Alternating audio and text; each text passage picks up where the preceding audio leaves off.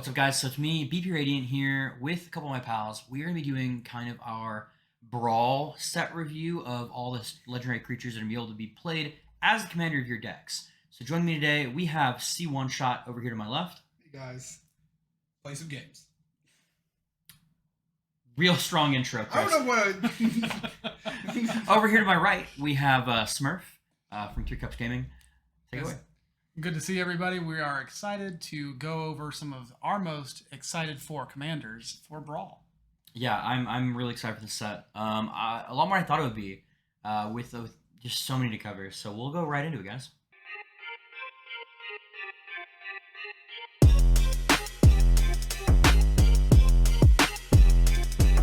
So we are going to do our first card, and we are doing this alphabetically. So we're going to start off with Angie, Maid of Dishonor. 2 Rakdos for a 4/5. So 4 mana for a 4/5 already sounds really strong. Chris, what are your first opinions on this card? Just on pure stat line alone, I think it's a really fair offer. I'm a big fan of Rakdos, so having a bigger body along with a pretty good, a good stat line it's already a good sign. Okay, Smurf, what about you? Stat line aside, I'm actually excited for this one. Blood tokens don't seem overpowered per se, but in these colors, I think a Reanimator deck made around Angie sounds great. Okay. Yeah, no, I totally agree. I think that a 4-drop 4/5, I wish she had flying or some kind of evasion, but like it's still pretty well statted to be on an aggressive deck. And I think there's enough incidental blood that at least in standard Brawl, this is going to be a house of a deck. And I do think that the kind of aristocrat style of like ETBing or whatever with a lot of vampire tokens could see some play with some of the great black vampire stuff we have in historic Brawl as well. Small counterpoint, despite not having evasion on her body, the sacrifice effect that gives you reach to their life total through a board.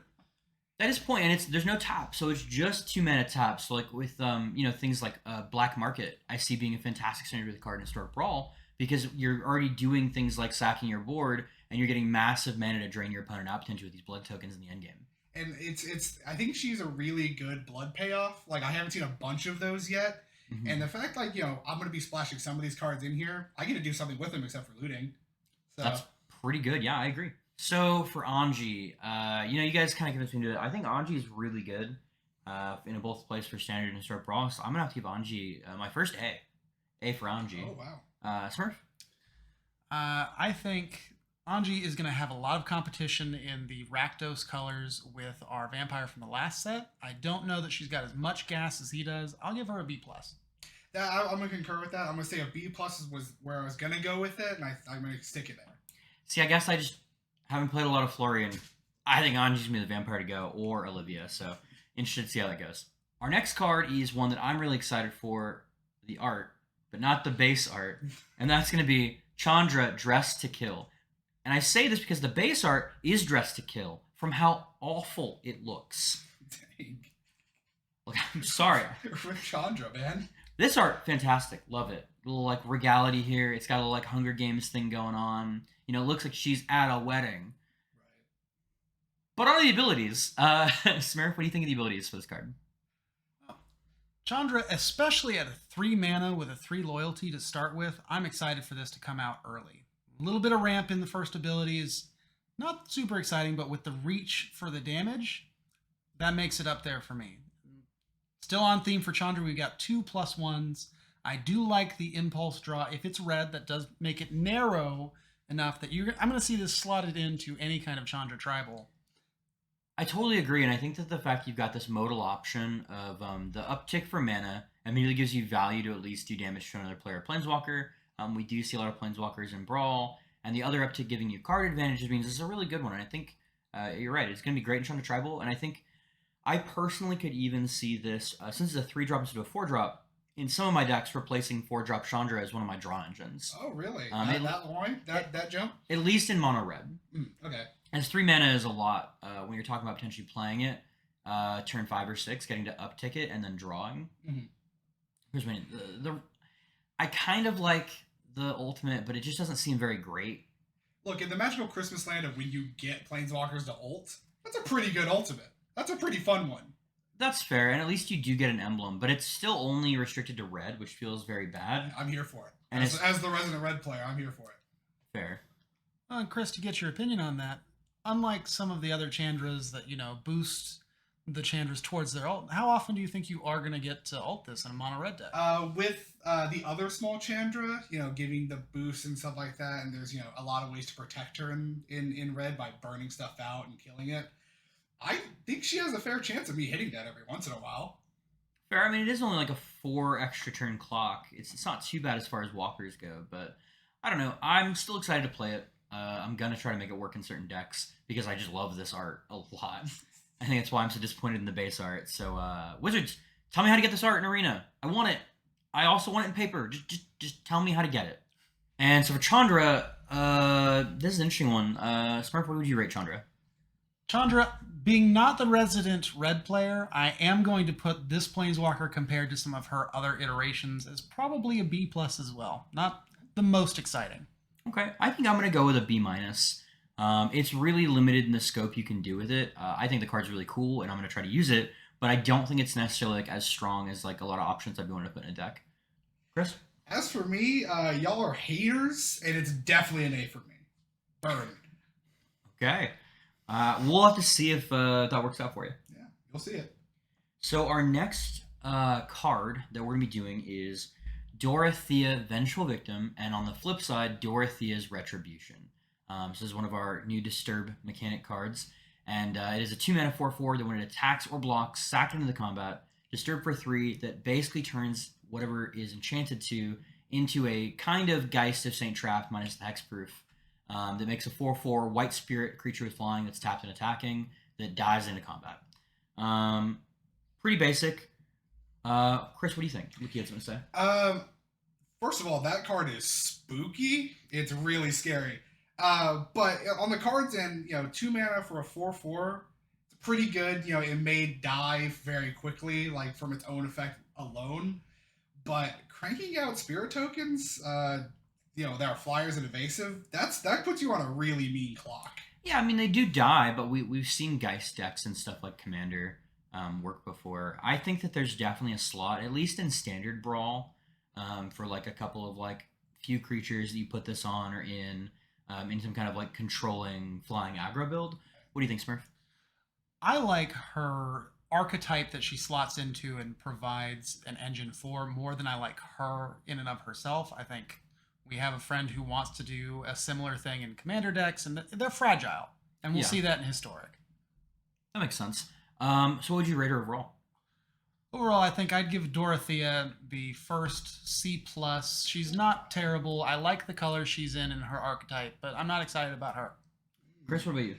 I was going to give it a B to low B. Again, it's the clock and that kind of it's a pretty mean one, but it's not super strong. See, I'm going to go with a flat C. I think that the deck itself has to do a lot of build-arounds with Dorothea to make it work. And I just don't necessarily think that's going to lead to a very competitive deck. It'll be a fun deck, but I don't think it'll lead to a deck that's going to net you a lot of wins on the queue. So for our next card, we have a Ruth, Tormented Prophet, which is very interesting to see some of the devil interaction in the set. If you would draw a card, you exile the top cards to library instead. You may play those cards this turn. So it's interesting to think about the fact that this gives you card advantage, but temporary card advantage. Smurf, what do you think about the card?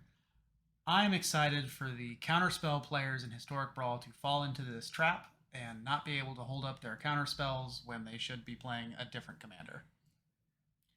You got me there. That's always good, seeing control players squirm a little bit. Chris, what do you think about it? Well, aside from the counterspells, just don't play them in that kind of deck because you will lose them, and that's a feels bad right there. But 2 cards for the price of 1 draw, that's some serious card advantage, and I'm here for her. Yeah, in my opinion right now, I'm thinking decks that would want to run her, and I'm thinking combo decks, things that are trying to quickly find, Niv Mizzet Curiosity type combos, right. Or even potentially, I could see her in some lists that involve more Mizzet's Mastery Storm kind of combos, since you have more options for that. I would actually point out 2 things. It looked like C1 Shot had picked it up. Yeah. The Niv Mizzet decks rely on draw, and that's a replacement effect. So you would not proc Niv Mizzet when you draw the 2. Don't play counters, don't play Niv Mizzet. There you go. And third, they exile, so your Mizzet's Mastery is not going to be able to pick them up out of the graveyard after you exile them out. Well, I'm actually hoping that I'm casting the spells in more of a storm combo deck. So, similar to how you play Kaikar right now, where you're actually just using her to find your pieces for your engine. The spellcraft give you a treasure token card, or your Bergie and things like that. You got me there. You got me there. I think mostly just card selection. I personally think it's gonna be better than the 99. Oh yeah. Of a Niv deck that I can then burn. I would actually ask, see, one shot over here, your pet deck is that Temur Song. Does she end up in the 99 for it? I was thinking, I've honestly been looking at these cards and pertaining to that little pet deck. I think I might fit one or two of, maybe. I'm going to have to play around with it. That's definitely going to be a testy thing. Yeah, because with Song, that would turn into like a draw 4. Be interesting. So what are you going to rate her? I'm going to give her an A-. I may be inflating it just because of my own personal ideas, but I'm excited for her. I'm gonna go with a B. Good in the 99, fun in the commander. But when I think of like recent is it commanders, things like Vadric just excite me a lot more. Smurf? With Vadric in mind, I think I'm gonna point out Chris's rose-colored glasses and suggest this is far closer to a C, flat C. Man. All right, well. I'm interested to see where it's all over the place here. So, that's what we got. Somebody's going to be wrong. Quote me. Quote me. Our next card is going to be Geralf. Visionary Stitcher. He's a 3-drop 1/4. Zombies control flying, which is already very interesting in a mono blue commander. And then he can sacrifice another non-token creature to create an XX blue zombie creature token where X is that creature's toughness. So with just a quick explanation for Gisa, who, real quick, looks exactly like that zombie. Oh no. It's not her. It's just in her visage. They're siblings. And the original Gisa made zombie tokens, 2/2 zombies for the power of the creature sacrificed. And he's going more big instead of, wide, which is a really fun flavor win. That said, outside of the Magical Christmas Land and Standard Brawl, that is going to be me sacrificing the crab for a 17/17 flying zombie. Almost unplayable, except for in the 99 of another zombie deck where he's giving your stuff flying, I feel. Right. Chris, what do you think? I agree with you. As the commander, I think he's hot garbage. But giving your zombie tokens and your bunch of mean looking zombies that evasion and stuff like that could be a great little win con there. But his ability is probably useless. Smurf? And we'll come back to this thematic thing later on, but I think Wizards missed a design choice here when they didn't give Geralf partner with Gisa. Oh, that would have been great. And if you're playing it paper at home, think about it. Think about adding that rule. But I agree that as a commander, it suffers from not filling all the card colors it needs. Yeah, I mean, in my head, I'm thinking, what are some of the zombie options we have in mono blue? And there's not a ton of good ones that aren't just decay triggers.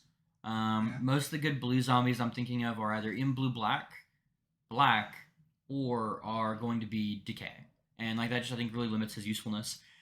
But there is something to be said about like being able to then turn any wall, like using like these creatures like Defender, the crabs, things like that, and getting to kind of generate value that way. It's an interesting deck. I don't know if it's a good deck. So I'm gonna have to rate him at a C+. I'm interested to use him in the 99, and there's definitely some blowout turns where I make all my zombies have flying as soon as I play him and like win in like some kind of zombie themed deck. But I just don't see him as a commander that's going to do much to impact the format. And Brett, I actually have a question for you. What do you think about for him in the 99 of a Changeling deck? I could see that. There's not a ton of mono blue changelings, so you'd have to kind of go with this maybe blue green changeling list that I could see floating around. A lot of like the good green changelings we got. With like Tauren and stuff. But even then, I feel like changelings are usually understated or overcosted. And I just don't see that being like the aggro game plan you want to go. Maybe I could see you kind of running him in another deck with, for instance, the artifact that makes ours with changelings. That could be a thing. What would you overall rate him, Smurf? He's gone from an F to a D because now I want to put him in human 5-color, my changeling, or my tribal deck. So those who don't know, I've done it once on stream. Smurf is obsessed with, what's the card, Smurf? Maskwood Nexus. That's it. That one. Every time there's any kind of lord, it's going to Maskwood Nexus deck. It's going to Maskwood Nexus deck. It's going to Maskwood Nexus deck. It's great. The deck is really fun. Stop it. If I could put Maskwood Nexus in the command zone, I would play that deck all day long. That'd be a much better commander, but you know. Yeah. Chris, what do you think? I'm gonna say that he's probably a C minus. Probably should be a D, but I'm gonna give a C minus for my ranking. All right. Well, I'm interested to see what ends up, and if the Master Nest deck is like popping off this card, I'll let you know. So our next card, I'm very excited for. Now this card, unfortunately, the original art where it shares with a couple other frogs in the set. We have Gralnock the Omnivore. He's a 4-mana 3/3 frog. Whenever a frog you control attacks, you mill 3 cards, and then whenever a permanent card is put in your graveyard from your library, you exile it with a croak counter on it. Which means that so long as there is a copy of Gralnock the Omnivore in play, you can cast those cards or play those lands from exile. Mm-hmm. This is awesome. We've saw, with a lot of stuff with like Alrund's Epiphany, that putting cards in exile that can't be interacted with is really good. Yeah. And I honestly just think that like you don't even need to pull many frogs. Like maybe you put a couple changelings in there. Like I'm probably dropping the 2-drop 1/3 that exiles an enchantment artifact in the deck because like it's good. I'm probably putting a couple copy abilities in there, and I'm just gonna be able to like go to Value Town with all my counters out. Chris, what do you think? Man, I didn't expect your view on that one. I thought it was really interesting. I'm excited for Frog Tribal because he's a weird lord for it. Whenever that deck comes out, call me. I thought he was okay, getting the cards in exile, the card advantage. I think it's fine. I'm surprised you're so strong on this one. Strong opinion, Smurf.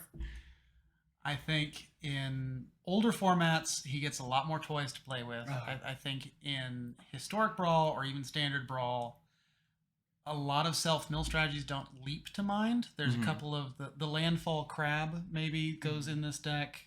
Not only mills your opponent. Yeah, I was gonna say it's only opponent. Yeah, the old Hedron Crab is what mills yourself. The Ice Crab, isn't that in the game? I think the Ice Crab is 2 cards, so yeah, it would work too though. You guys called me out. I can't see it personally. It's not my style. I would note that one of the complaints leveled at Alrund's Epiphany is that not only can it not be interacted with in the exile zone, it's also a sorcery. It's not attached to a body or a permanent that you can connect to. Yeah, I mean, you're right. It doesn't even be on a body, but I think you guys are also forgetting there's actually a couple really good frog cards that synergize without having to actually synergize. Cards like Croaking Counterpart come to mind off the top of my head that have some synergies with it in set. I forgot about that card. Which can then make any of my creatures a 1/1 frog as well that'll get to trigger this and get extra abilities from it, which is pretty neat. And remind me, Croaking Counterpart does have a flashback cost, doesn't it? It does. I believe it's 3 to cast and 5 to flashback. Right. So even if you mill it with your commander here, you are going to get to cast it. Yeah. Which I'm personally excited about. I know it won't be like tier 1, but I'm just hoping to build something that I can then eventually put together in my Sultai Frog list. It's all about like the Get Drug Monster and this guy. We'll see. Overall, I'm going to rate this pretty highly. It's a B+ for me. I personally think that the card feels very strong. That ability feels good. And if it's not good right now, by the time we finish Arena in like 10, 15 years, it'll be busted. Giga busted. Chris? I'm excited for you to prove me wrong, but I'm thinking this full at a C. I am excited for the Croaking Counterpart combo, as well as I'm going to frogify my own things and see what happens. C is where I am at here. I'm also going to put it as C. I think it would look good in Sultai, except the exciting Sultai commander right now is either Yarok, which has no interaction with this, or Muldrotha, which actively dislikes this. And so I'm going to put it at a C, but Brett, when you're testing this deck out, please let me know so I can get some free wins. We'll do. I'll get some. I'll get Brockos. You heard it here first. Brockos Frogs. So our next card, after crying a little bit, Helena partners or roommates. You be the judge. They have 4/4 for 2/3 first strike reach. Already pretty meh on the stat block, but they do drop counters equal to their power on another creature and give it haste. So this is like the 4-drop version of our new werewolf card that I really love and is making waves. This could actually even see play in some kind of maybe Girl standard deck. I'm super hyped for this. A 4-drop that gives my shit haste is always something I want to do, and the fact that they can be a great blocker or attacker is fantastic with any kind of like buff as well. Smurf, what do you think? I'm Very excited about what it has on its face. I'm very excited to play this in decks where you can pump its power up without needing something else on the field for it. So it's starting to give other things even more than the 2/2. I'm disappointed it's in the wrong colors. It needed white. It needed green white. Would have, if this was a counters deck commander, I'd have been absolutely ecstatic. I think it's exciting. I think it's exciting in the 99. I don't know. I feel like you're discounting the fact that on the lore perspective, that the two cards separately in Commander Legends are red and green. They came together to make red green. And on the other hand, I think you're really underestimating some things that we've gotten in the new set, like our new 4-drop. I believe it's the Unnatural Growth. Oh, Double all your stuff's power reach combat. That's actually interesting. You can stack the triggers to get immediately 4 out of this one. Chris, what do you think? I'm fearful for you coming at me with this card because you're a mean rule player. I think this is actually this is a pretty scary card in like a lot of ways. Like, sure, it itself is not a large card, but it'll make everything else huge, and I am very fearful. This with Vorinclex, it's scary fast. Yeah, I mean, you also have things like Hardened Scales, and you also have, I believe it's Branching Evolution right now in Brawl that both synergize this card. And, you know, when you think things like Luminarch Aspirant, sure, Luminarch is 2-drop, and they're functionally you're paying for 2 Luminarch Aspirants that target the same thing. It still generates value the turn it comes down, so if you're playing anything from like a 1 to 3 drop, this is going to get better. It's going to pump up your Dork or whatever else. The only issue I have is that it's 4 mana. It really needs to be 3 to be, in my opinion, like incredibly strong. 4 is kind of like at a weak point, I think, for Brawl right now. Smurf, would you rank it? First, I would like to echo that it should be 3. I would be more excited for it at that point. Yeah. Based on that, I still put it at mid B. It's a good card. Okay. Chris? I'm gonna give it a B+. You're right, 4 mana is a little expensive, but I still think it generates enough good value.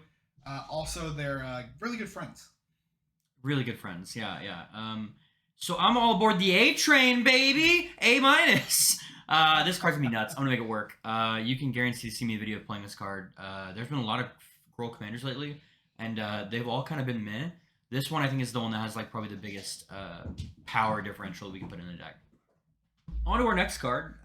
We have one that I'm a little interested in. This is something we're talking about a little bit with Henrika Damnathi, or Henrika Infernal Seer. She can look inside of herself and really see the future of her own heart. She is a 4-drop 1/3 flying who can either, at the beginning of combat, you pick one of these 3 things. Each player selects creature, you draw a card, lose 1 life, or you transform into the 3/4 with flying, death touch, lifelink, and then for 3 mana, buffs also flying, death touch, and or lifelink. I'm gonna leave this up here a second while we talk because this is a mouthful to look over. It's a lot. Smurf, what do you think about this card? Well, first off, I think the idea of a vampire who drinks from demons is awesome, and I may play her as a commander just to explore the demon tribal that Chris has never gotten to actually play.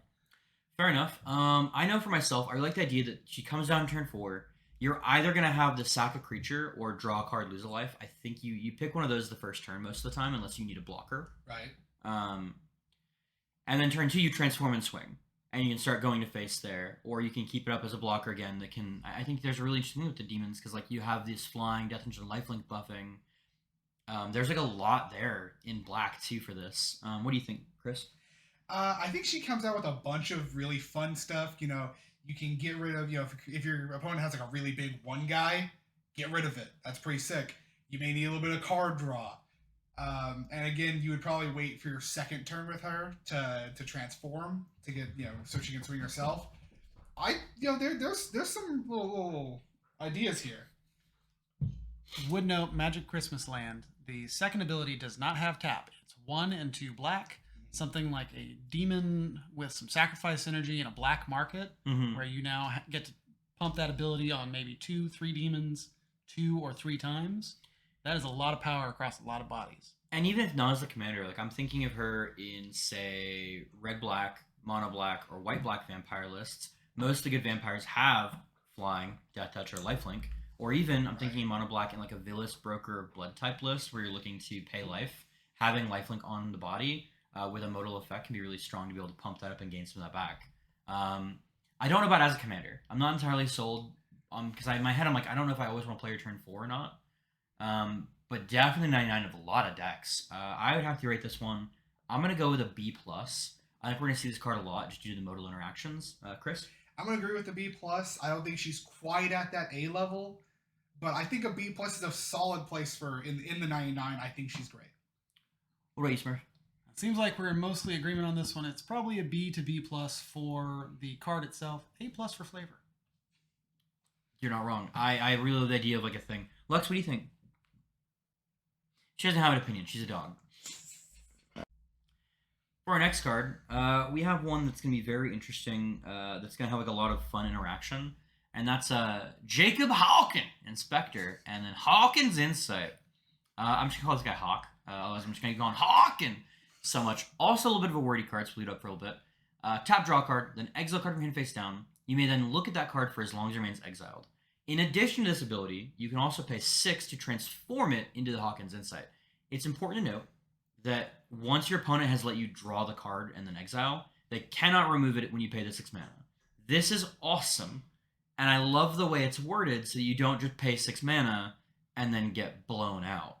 Yeah. On the back end, it basically exiles on the card face down, and you may look at that card for as long as it remains exiled, and you once per each of your turns, which only factors on your turn, not your opponent's, it's important to note that, you may play a land or cast a spell from one of the cards revealed this way without paying its mana cost. So, good and bad. On the one hand, it's a Phyrexian Arena on a commander. It's expensive, but you get to cast it for free. But on the other hand, if they ever remove your flipped thing, you lose all those cards permanently. There's no token or anything put on them, which is like a little unfortunate, since we know that they had the ability to do that in the standard set, as we saw it in the Frog. Chris, what are your opinions? I am hesitant about this card. I'm a big fan, long con strategy of, getting a bunch of these cards and, eventually being able to cast them for free and stuff like that. But, I don't always live in Magical Christmas Land to where that will happen. There's a lot of removal and there's a lot of chances for them to get rid of this before I get that bonus. So I hope something comes of this. I'm hesitant. It's also important to notice that the cards you exile at the front will trigger once it's transformed. As a transformed card, even though the name changes, the name doesn't actually change. But that said, yeah. It does say this permanent.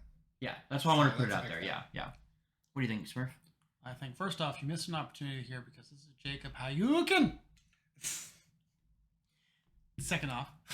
And so that's the last time we ever saw Smurfy on Man, here. unfortunate. Yeah.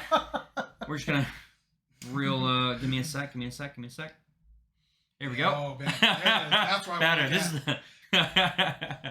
Sorry, you're saying? Ouch. I don't think that I'm excited to have him in the command zone. I think in blue there are lots more cards that excite me more to be in mono blue. Not something I'm doing very often, but he might be good in the 99. And like Chris was saying, Magical Christmas Land, he's a fun card. Mm-hmm. But otherwise, That's fair. I'm gonna go with a B because I like the style of the deck, and it reminds me a lot of like how we had our Stormseer last time, where you get this blue commander that doesn't do traditionally, counter based or draw go based decks. Like this is something that's trying to be very proactive to some degree on your turn. I like that. Chris, what are you? I am going to agree with the B because I hope it's good. This is me hopeful that it's going to be a B, and that's where I'm shooting for. Sure. As somebody who understands the risk of waivers, the amount of qualifying statements you had to make makes me put this at C. Fair enough. That's fair. That's probably much more reasonable. Yeah. All right. So for our next card is going to be She Who Died and Came Back. Katilda, Hart, Martyr, because she's no longer in her prime. Oh. So it's a 3-drop, XX, where, X is equal to the number of permanents you control that are spirits and or enchantments. Interesting wording. And has flying, lifelink, and protection from vampires. Really needed that a set sooner. With the flip side being enchant creature has a flying, lifelink, protection from vampires, and it gets +X/+X, where X is the number of permanents you control that are spirits and or enchantments. And then it gets exiled, goes to Graveyard. Gonna leave that for a second while I talk about the card. I really kind of like it. I think that vampires will always be a tribe you see more than werewolves. I do think that also a mono white kind of like spirits enchantment deck is kind of an interesting take. I don't know if we have enough to make it really work in standard. I really wish that she was white blue to go with all the disturb enchantments that we're getting in this set. But overall, I think it's a very strong card. At least in the 99. So I'm not looking forward to seeing this in like a Sithis type deck. I think the fact that you can then buff it, and sure, like it'll get exiled, but like you have it as the effect that it has to be killed, and then it dies. You then bring it back flipped onto something else, like say the Sithis, and then this can start going to town. Right. Lifelink makes it incredibly scary in those kind of decks. Smurf, what do you think? I agree. The enchantment and enchantress style decks are an incredibly popular archetype. I am excited to slot this in into everyone that cares about enchantments. And like I said, I'm excited for the archetype that Dorothea and now Katilda is supporting.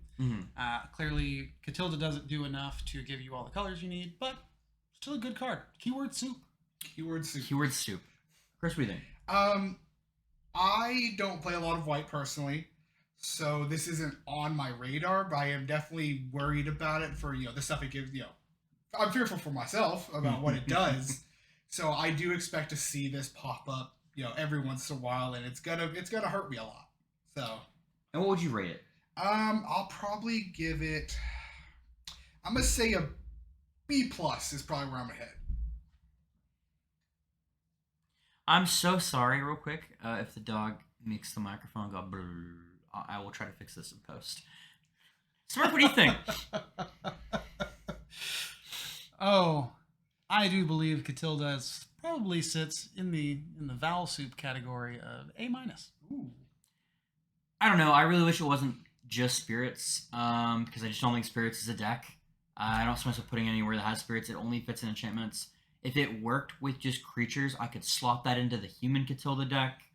I'm gonna go with B- on this one. I think that it's can be strong. I think that we're missing like a couple pieces for it to be really good. All right, so for our next card, we are, I believe, at the halfway point right now. We are gonna jump all the way from K to KAY with Kaya, Geist Hunter.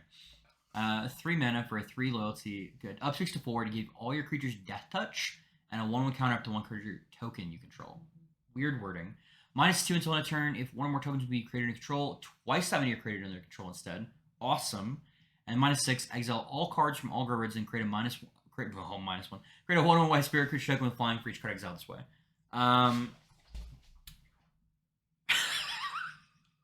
Really love the fact that she has like an annoying procession on the planeswalker that you can keep in your field. Right. Black-white has some really fun commanders already, and I love the idea of creating these tokens you have, because I don't think it's just the next time it sits for the rest of your turn. I believe, yeah, until end of turn. So that's just really important to me. The uptick is also pretty good because you have these tokens. Even if they're 1/1s, you can be able to punch through that. The death touch. Ability to get death touch on there. Smurf, what do you think? I agree. I do think that Black-White is a great tokens set. Has some synergy with Aristocrats too, I think. Yeah. Especially giving you lots of fodder for that. I'm excited to see her compete with Taysa Karlov for that slot. Ooh. I think they work out really well together too. Yeah. Whichever one is not the commander is in the 99. Oh yeah, 100%. Yeah. Chris, what do you think? I'm a big fan of this card. I didn't get to play a lot with like our latest Kaya beforehand. Mm-hmm. So I'm glad to see her back, and she's coming back pretty strong. I think this is a pretty good card. The annoying possession, as you said, on a planeswalker, you down tick and get that effect is pretty sick. The death touch can be very useful, and then the ult, Magical Christmas Land, when you hit that ult, it'll do something. But the other effects are sick. I like this card. So I'm sitting here kind of thinking to myself, what is the best thing I can turn 4 to make tokens with? Like I play her on turn 3, I uptick. Turn 4, I'm down ticking to create tokens. And I don't have a lot of great answers. I guess 2 angel tokens with isn't too bad with Sarah or the Foretell angel card. Starheim. Yeah, Starheim Unleashed. Yeah, I'm definitely going to put this one. I'm going to rate her at a solid B+. Just because I'm not sure what you're playing on curve with her or not, so I think Taysa might be better slightly. I'm not entirely sure I have to actually play with it more, because I think she leans to a bit of a different style deck. Chris, what do you think? I think you're correct on the area. I'm going to say a B+ as well. I think she brings the heat, and I'm gonna see her in some decks. I definitely am. Smurf?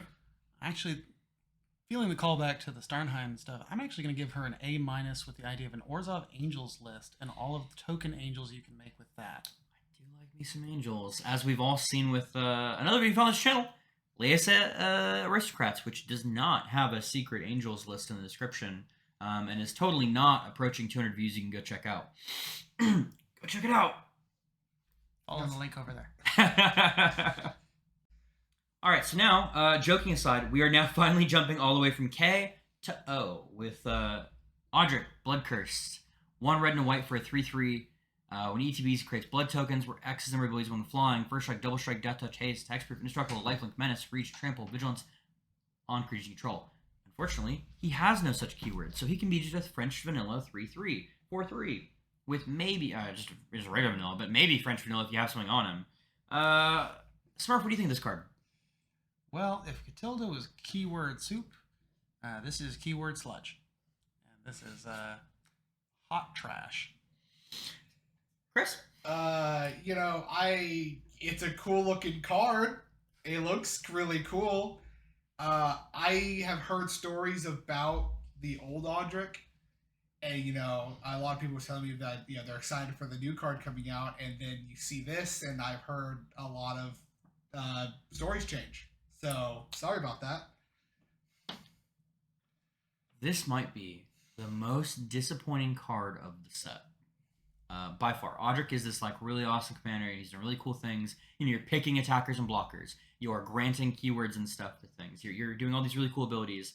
And there's one saving grace that Wizards can do this from this way. Make the Magic the Gathering card of Rick Grimes' Secret Lair Audric. Do that. No bad blood, Wizards. No bad blood. Give me a cool Audric to wrap this one out. Or, You're gonna have words? Yeah, we're gonna have words. We're not gonna have words. You're a multi-million-dollar company. I'm a guy on the Up to internet. 50 subscriptors, so. I want to give this one my first and probably only F tier. Audric, you failed me. Chris? I'm gonna have to give this one a DNF. It did not. It shouldn't be in the game. It's a complete and utter failure. We're never going to see this card. Smurf? Also an F, and I don't think you went quite far enough. It is, in fact, the most disappointing card of the last 3 standards. That's saying something. If you guys have a different opinion on this Audric, please leave a comment down below. So on our next card. I actually missed this card from spoilers, so I'm seeing it for the first time today. I don't know how this completely fun related.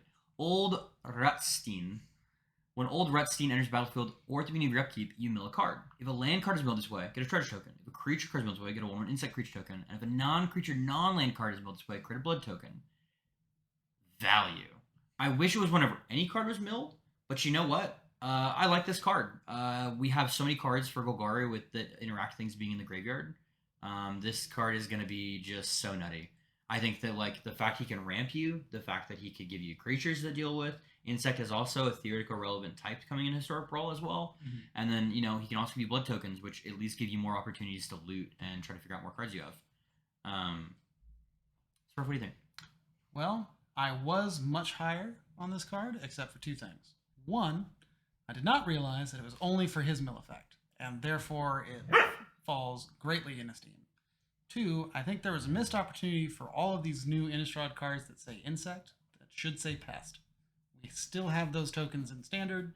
This would be a good system, but I guess Pests are going by the wayside. Fair enough. And Chris?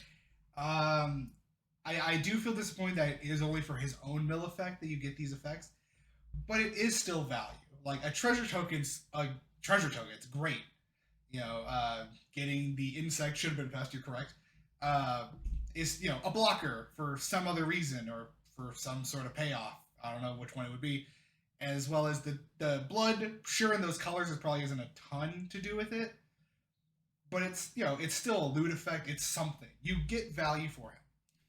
And so, what would you rank it? I'm actually going to briefly go off of something that Chris said. The payoff, I think, is Reanimator. In green-black, you now have his own mill and the blood tokens to put your creatures in hand that you want to reanimate into your graveyard. took us from high to low back to low medium. I'm gonna give it a C+. And Chris? I'm gonna have to go with a. I have to go with a B minus. I'm a little bit more hopeful about this. It's a card. It's still an okay card. I'm gonna give it a B minus. You taught me this, and I'm like, okay, cool. He's Reanimator. Just play old stick fingers. Reanimator combo it with your tokens you get from stuff, and then bring back a Craterhoof, and know you always have that Craterhoof to bring back. Maybe this works in some kind of like, I think you're going with Golgari Undergrowth, so I'm gonna go with C plus because I could see it being in the 99 of a Golgari themed deck around that. But with just the fact it only triggers off of its own mill, kind of makes it feel like a really weak Tireless Tracker, which is a phenomenal card. Yeah. So that's where I'm at. Da da da da da da da da. Olivia, there's a really bad version of Here Comes the Bread. So Olivia Crimson Bread, 6-drop for a 3/4 flying haste. Okay, but when she attacks, return our creature from the river to the battlefield tapped and attacking, and it gains when you don't control Legendary Vampire, exile this creature. So first of all, I want to congratulate my buddy Smurf here. He's actually getting married this weekend after this video comes out. So congrats. This one's for you. What do you think of this card? I think this card, and I mentioned it earlier, and I'll reiterate, this card is a flavor miss because it should be partnered with hits, the Groom. But objectively speaking, it's a good Commander Magic card, I think. This is the Reanimator Commander that I want. If you can get to it with your graveyard full of perhaps legendary vampires on, or what have you, you are reanimating something that is going to keep it reanimated. On that note, we're going to check some real quick. Fun fact, if it itself is a legendary vampire, it does not get exiled. That's really good. Yeah, that's actually a great combo. That's actually good. I didn't see that one. Chris, what do you think? I think this is pretty great. It's flying and haste, so you get its effect as soon as you play her. You have some really good targets, and there's always going to be a great target in the grave most of the time, especially in red for just ditching stuff. Mm-hmm. This is going to be really cool and very scary. So I agree. Unfortunately, I understand why they didn't give it partner with the Markov boy, because that would let every time you play her, you get to draw him from your deck to your hand, and vice versa, which is like an incredibly powerful mechanic when it comes to like standard and draft. Limiting factors, oh no.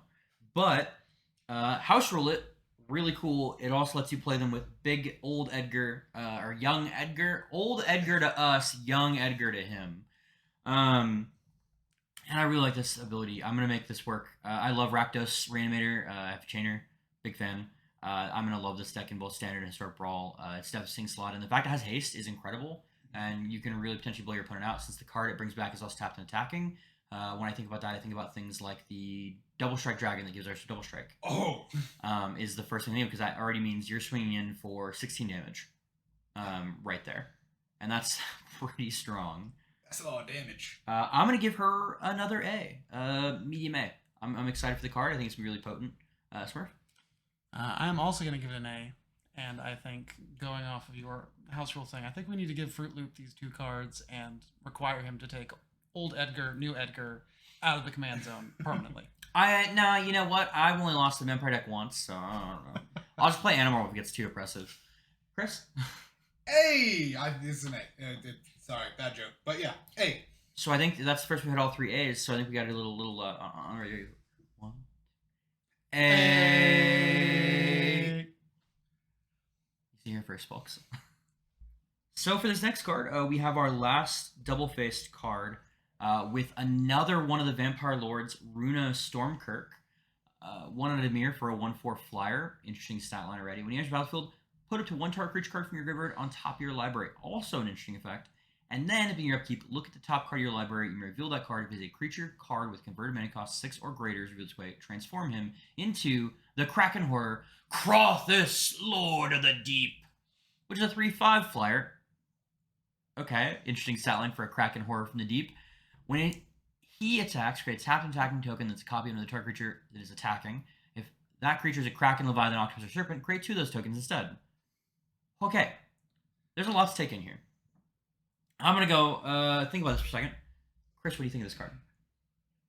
I really excited for this personally.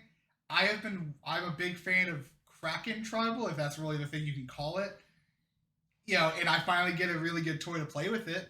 I'm really excited. I don't really understand how that giant thing is flying per se. I'm excited for it. I'm not certain about where its place is going to be, but I'm going to use him. Smurf? I need a rules lawyer question here. Runo Stormkirk in the command zone is an odd-numbered card, not in your starting deck. Can you have the Demon Kraken that requires all even mana costs? Unfortunately, no. It is considered part of your library for purposes of deck building constraints. Oh, So close. you cannot have Gyruda So in close. that list. If you, regardless, I could imagine a magical Christmas land where the rest of your deck is even mana, even CMC. You put Garuda back on the top of your deck. You flip this commander. You Garuda, pull out whatever you need, and then you swing with this, and you double Garuda. You're gonna legend rule yourself, but then you mill a couple more times and reanimate more stuff. Okay. You're seeing that now. You're going to feel see that. Yeah, that's happening. Chris will make that happen. Oh, man. So I'm excited. I have two really kind of interesting things that I like with this card that I'm not sure we're going to be able to say. I don't think it'll be that crazy in Historic Brawl. I think it'll be fantastic in Commander. For instance, I don't think we have the... I could totally see the Serpent, or no, the Leviathan that mills half your library and attacks. Right. You'll get a lot of those out. I totally see Gyruda.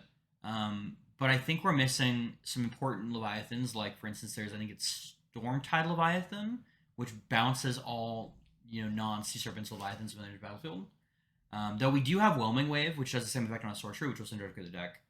I'm not 100% sold because you have to make sure you've got on top of your library. So in my head, he's really big, bulky version of Delver Secrets. Yeah. He's Kraken Delver. Kraken Delver. And the good news is you have Surveillance Scry Right. in Dimir Color, so I think that actually is a way this deck works. I'm kind of selling myself on it. Like, I'm thinking, you've got Lazav to also get things out of your graveyard too.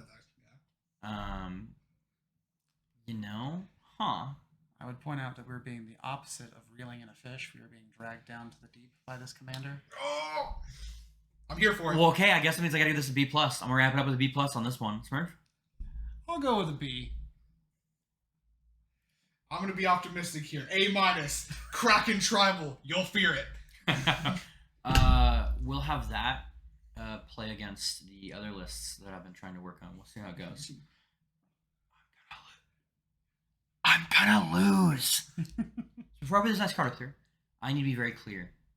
If you have a weak heart or easily fall in love with pictures on cardboard, be aware. Soren. Wood. So 4 mana for 4 loyalty off the bat's pretty cool. Does drop a 2/3 black vampire creature with flying lifelink. It's pretty neat for a minus. Something you want to be doing. You uptick to get a Dark Confidant trigger, which is a really good card advantage. And then 13 damage after only 3 turns, I believe. 5, 6, 7, 4 turns. 4 turns. So 3 more turns, basically, is just like... I'm doing the math wrong, right? You're right. Same turn 5, next turn 6, 7, down tick. Yeah, okay. It's not bad. 13 damage is a lot and can really sell the deal. Great for vampires in Standard Brawl. Historic Brawl, I'm going to use 3-drop Soren instead every time. Even though this is Pretty Boy Soren is definitely going in the deck. What do you think? I think you're correct. Pretty Boy Soren is going in my deck just because I need something to look at. I think it does a good job protecting itself with its down tick. A lifelink could, it's a flyer as well. So, trying to beat a lifelinker in a race, it's pretty hard to do in sometimes. Getting a card for free, I'll hurt myself every day. And again, Magical Christmas Land, when you ult this thing, that's 13 damage. That's a 26 damage swing. Fair enough. Pretty something. It's something. Yeah. What do you think, Smurf? As much as I think he does fit in the 99 of some of the vampire decks in Historic, I actually like him a little bit better in the Abzan Planeswalker tribe. when you have Vorinclex out and you drop him, you immediately Ooh. swing for 26 life. Or if you have the Eerie Ultimatum with Vorinclex and this in the graveyard, plus, your other Kayas, and I'm excited for him there. Can we not talk about that deck here? Like, this is a safe space. I don't want to talk about that. Yeah, I was gonna say, I think if I ran him as a commander, I think I'd actually run him in like a mono black control list, using him to generate value and creatures. Because I think about it, like the lifelinker also, increases the value you're getting. That lifelink you're getting is paying for the cost of drawing cards too. He reminds me a lot of Lily, to be completely honest. Like he creates a blocker and can draw you cards. Like a little cheaper, not quite the removal, but like for a cheaper body, I mean, you'd functionally put the same thing on. Curiosity, you were asking about a 4-drop that created tokens for the Kaya earlier, weren't you? Oh yeah, Kaya into Soren with 2/2/3 lifelinkers is not terrible. It's not bad, and then they get Death Touch and bigger, which makes with them the Vampire upticks. Hawks plus. That's something. Now, I will always go for some 99 Nighthawks. So I guess I'm gonna give this one a B. I'm gonna go for a B on this one. What about you, Smurf? I'll go with a B plus. I like him in concert. Chris? He'll always be an A in my heart, but B plus is probably where he's gonna be sitting. Now for the most pretty card of all time. You've definitely seen this card somewhere before. Thalia, Garden of Throbbing. 2 mana, 2/1, first strike. Taxes non-creature spells by 1. This is like her 23rd or 40th art of this same card. That bitty? And I think it's like 10. Oh, okay. But it's the same card, different art. There's like 4 from the Secret Lair, a couple from her first printing, a couple from like her being in a deck, and then now the 2 from this set. All right. I'm not excited because I already have Thalia in Historic Brawl, so it's basically a reprint. I do like the art, but I like the art on the Secret Lair art. We got a lot more. I believe it was for Women's Day last year, so I'm not sure. Chris? I just like her because she, taxes my non-creature spells, which most of my decks are most of. So I just like her. Trash card. Smurf? Unfortunately, she's playing to the wrong audience, because like Chris here, I do enjoy my non-creature spells, and Thalia is kind of like that X who won't go away. She's always there, and she's always trying to make your stuff just a little more expensive. Rip. So I guess I'm going to go with a pretty good B. It's a reprint. I'm not excited. It's still a really good card, though. Chris? She's a good card. B plus. Smurf? She has validly earned my hatred, and she takes an A. Ooh, okay. So for our next card, we have Tauren's Fist of the Angels. Weirdly enough, has nothing to do with angels, unfortunately, in his card. 3-drop for a 2/2 bear. Training, whenever he attacks with another creature who has power greater than his, he gets a 1/1 counter. Whenever you cast a creature spell, he gets a 1/1 green and white human soldier creature token with training. 2 things to note that are fantastic here and did not get replicated outside the set. 1, this triggers more than once a turn. Oh. 2, training is really good actually in these colors, since this is a color pair that cares about tokens. Training with, say, Hardened Scales out gives him 2 tokens. This in something, and he does have in the colors for humans, makes him phenomenal in decks like with Katilda, Dawnheart Prime, which will be able to actually machine gun fire out humans, then creating more humans, this time with training, and as long as they're attacking with our 2/2 boy, they themselves will immediately train on the attack trigger. Very excited. I'll get more into this in a minute. Smurf, what do you think? Well, now I will actually have a valid reason to call my deck Chilane Value Train, because I now have a human with training. Oh, gosh. I'm so done with that deck too. Oh, my God. I hate that deck. Why do I hate the deck? I hate Tulane.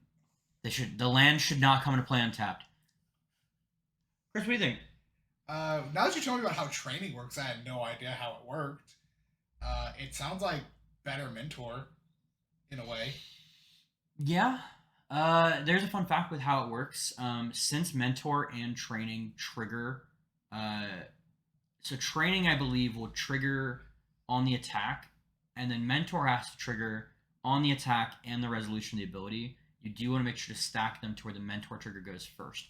I have not seen their article on how training is going to work as far as triggers goes, the way it's worded is different than Mentor, so I believe it only triggers, it only checks power on trigger, not on resolution, unlike Mentor. So I agree. It's basically strictly better in most instances. I would have to, I'll go last party. What do you think? Now fearful for human tribal and that Chilean deck. I'll have to probably give it like a solid B. I also put it at B. I don't think I want him in my command zone as often, but I think as a member of the 99 in anything with humans in it, it's really good. I'll ride the A train, baby. This card is up there with Katilda for I think like bonkers cards with bonkers abilities.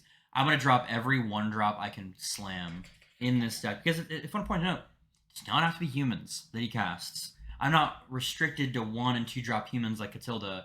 I'm gonna start dropping Llanowar up, just Barris Sentinel, Stone Coil Serpent, like Esper Sentinel, and getting on this massive wide board and then Anthem myself for victory here. The only downside is they are green and white, which can mean protection gets kind of funky, but it also triggers Sylvan Sanctuary, which is pretty great too. So I'm very high on this card. You're not subtle when you hit the record button. Oh, I know. I'm not trying to be. All right, now we have Toxrill the Corrosive. 7-drop. I don't know if it's that high costed. For a 7/7. At the beginning of each end step, put a slime counter on each creature you don't control. Creatures you don't control get -1/-1 for each slime counter on them. Whenever a creature you control with a slime counter on it dies, create a 1/1 black slug creature token. 2 mana, sack a slug, draw a card. Chris, what do you think? I think this is a really fun card. I didn't know it was so expensive now that you've said it out loud.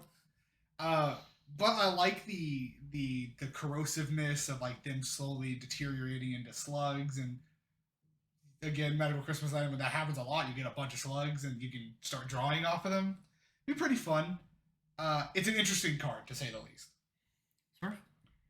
I think the high cost is a little bit of a downer, but with black getting a bunch of treasure synergies, I think it's not impossible to get too early. And I think if you put enough reanimation things, which you have in blue and black, you never put this back in the command zone. You just bring it back to put some more slime counters out, baby. So I kind of feel that way too. The fact it also hits every end step is important. That it triggers immediately, can kill your opponent's stuff to use some slime, is going to immediate value. It gets rid of a lot of the utility creatures, or by the end of their turn to have an answer, you give them everything -2/2. Also important to note that things that can put slime counters on things are also going to be our new the horror from last set, when it ETBs or attacks put a slime counter on something, and it also reads any with a slime counter becomes a 2/2. So the two together mean every 2 turns kill everything. Okay. Also make everything your opponent controls vanilla. I also like the fact that the counters stay, so they do kill Toxrill. You can reanimate or bring back the command zone, and the counters then trigger from there. Right. I think there's enough proliferate synergies as well in blue that I get myself putting some proliferate in there. I think you're right. I think that you definitely want to run reanimation to bring back high ramp. I think you're running this as like some kind of control list, not like necessarily a slug list. Yeah. Yeah. What would you rate him? I'm probably gonna go C+. It is a lot of work to get him to consistently be going off, but good payoff once you get there. One side note, I'm a little disappointed that they're not -1/-1 counters. Like, he has to be on the field for those counters to matter. Mm-hmm. But I still think I think it's gonna be a fun card. C+ is probably a much better idea for it, but I'm giving it B-. So in my head, I'm thinking about playing against this card. I'm thinking about playing against it in Commander, and I'm terrified because by the time if I'm before the player playing Toxrill, by the time it's my turn and I untap, all my stuff is -2/-3, and that's horrifying to me. I never want to play this card in Commander ever. I'm gonna build it. I'm gonna build it so quick. But in Brawl, I get the turn immediately and also gets -1 temporarily until I kill it. I just have to save removal for it against this deck. Because it's 7 mana, they're really hard to hold up a counterspell with it. Like, they have to be really late game for it to matter. And so I think I'm going to go with B- for this one. So, Smurf, what is your biggest fear about your wedding? I do have to say my biggest fear is oversleeping and ending up late to my own wedding. That does sound really relatable, right, Chris? Yeah, that sounds really familiar. You might have noticed that we may have also missed a card while going over these. And that's because somebody else overslept from their own wedding. Edgar, Charmed Groom. Also Edgar Markov's Coffin. I don't know why I put a pause between his name, my bad. So he is a 2 Orzhov. Other vampires you control get +1/+1, and when he dies, he comes back transformed. When he's transformed during your upkeep, you get a 1/1 white and black vampire creature token with lifelink. Nice. And then you put a bloodline counter on the coffin. When the coffin has 3 or more bloodline counters, remove them and transform it back to Edgar Charmed Groom. Chris, what do you think? He didn't age well. He doesn't look great. But I think that he's actually a pretty solid card. Like, sure, he's not as powerful as other Edgar, the Edgars that we all know. But you cast him once, he probably gets removed in some way. He transforms, and you sit there and you accrue value of those little tokens, and eventually he does flip back, and then he's the lore that he needs to be. If he gets removed again, I don't need to cast him ever again. That dude's just flipping all over the place. Fair. I mean, yeah, they have to exile or have artifact removal, so it makes sense. Smurf, what do you think? I would note he probably doesn't look all that good because all the fashionable vampires are in red. And I would I would note that the fact that it is going to be a 4-turn cycle if they have removal for him every time he flips back to human, that is a lot of turns in a game of Magic. And I think though you are getting a good chump blocker and maybe something to stabilize with those 1/1 tokens, I think you're missing out on a lot of the synergies that you'd want in red. And 4 turns is a long time to wait for your payoff to be back. I agree. And I mean, like, even if you're there for that full 3 turns, 4 turns, whatever, it depends when they remove them, I guess. Just having an Anthem effect that when it dies makes vampires is cool. And I think good in the 99 if I was running, like, another vampire list. Like, I'd probably put it in, classic vampires. What is her name? Alenda. Alenda, yeah. Alenda, the Blood Rose. Like, she seems like she's really great with it because puts out vampire tokens that they die make Alenda bigger, and if not, an Anthem for all the tokens that Alenda makes when she dies. Feels great. I don't know if he's like one of the people I'd run as the commander or not, but I'm gonna go B-. B- for me. It just doesn't feel very. It feels very slow. I like it a lot more for like maybe a standard control list, but I don't see it in Brawl at all. Smurf? Well, I think I'm going to see you later and go hang out with all the red vampires drinking the blood. If you didn't catch that joke, that was a C. Gotcha. Chris? I'm not arguing for Edgar as the commander. I did say that you could do that. No one should. But I think in the 99 he has a place somewhere. B. The real problem is, like, you could definitely make, them partners to make this great, list. But it seems like, unfortunately, the thing we're missing for vampires to be a deck in Brawl is a good Mardu commander for them. There just isn't an option, really, that's going to benefit them. And I was really hoping that Edgar would be Mardu again. Or there'd be some kind of way to make a Mardu commander that would work with vampires, since all the good stuff is spread out between the black-red and the black-white vampires. Mono black's been pretty weak on that one, and I just don't feel like they got enough stuff to really justify it. Unfortunately, now we kind of have what I think is going to be a tier 2 Orzhov vampire list or a tier 2 Rakdos vampire list, and I think it could totally have been maybe a tier 1.5 Marty list. That's where I'm at. And there you have it. That is our commander set review for Crimson Vow. I'm pretty happy. I'm looking forward to building a couple of lists from it. Very excited to kind of make Selesnya, Gruul, and a Rakdos list. Very excited to try to pump those out. Smurf, what are you thinking? What's your first go-to things you're going to do with the set? Very excited to try some new commanders, especially excited to net deck from my favorite historic Brawl content creator. I think there's a lot of fun new toys and some of the archetypes I like most. The Selesnya Enchantress and the Chilean Value Train. Chris? All these new cards and stuff like that have opened up a lot of new avenues, and I'm excited to start building again. And I'm telling you, I'm gonna break those freaking Krakens. Y'all are watch. Those are gonna come up, and everyone's gonna fear them. Fear from the deep. Well, that's us for today. I hope you guys enjoyed this episode of kind of what we're doing here. I haven't really titled it or anything yet. It's just going to be kind of our tier list for the commanders of Crimson Vow. If you like this format and you like us kind of talking about things like that, let me know if there's any topics you want me to cover down in the chat below. We're gonna be trying to maybe making like a top 10 list of cards in Historic Brawl or something, trying to create more values. We may even just kind of create what we consider like a tier list for all of Historic Brawl at some point. There's a lot of ideas that I would love to go through with this. And let us know if you've watched our previous video like this for the last set for Midnight Hunt. If you like this format better with us being in the same room versus us, talking while I'm on a Google Chrome page. We're working on production quality. Ramp it up. Yeah, really ramping it up. If you don't mind, please, give me a like on the video. If you haven't, subscribe to the channel. I really appreciate it. It shows what I'm doing is kind of worthwhile your time, and we are really kind of airing up.